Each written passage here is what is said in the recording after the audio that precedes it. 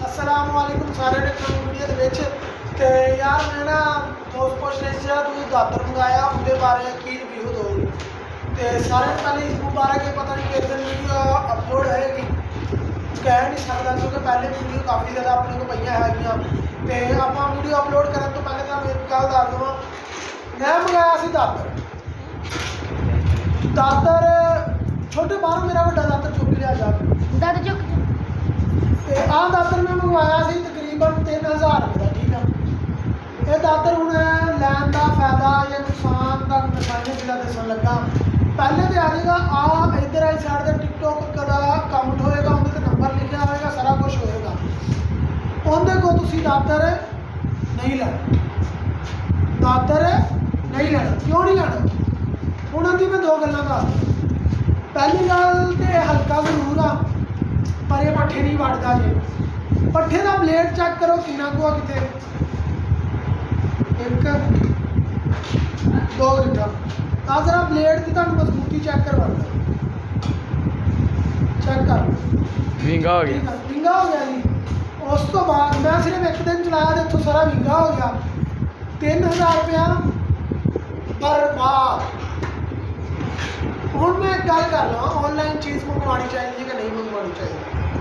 मेरे मुताबिक ते ऑनलाइन चीज़ पाकिस्तान वाला कोई भी बंदा चीज़ सही नहीं भेजता। इस टाइम जिन्ना मुंडा वीडियो बना रहा वा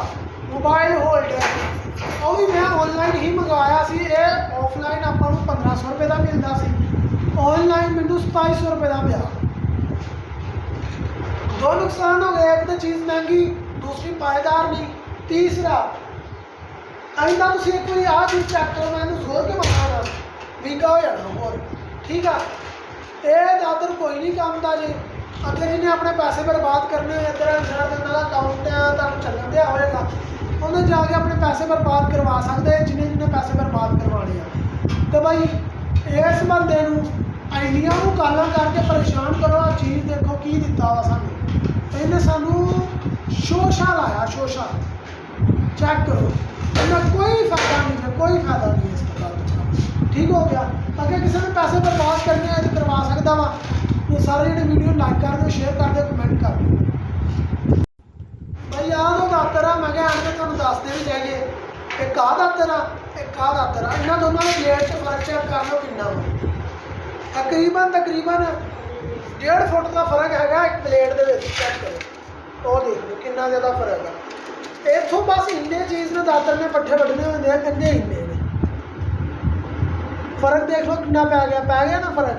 ये चीज़ होंगे चीज़ वेख के लिया करो तो इदा ही ना किसी मगर लग जा करो मेरे तरह मैं करवा लिया 3000 रुपया बर्बाद तुम ना करवाओ ओके हो गया बस।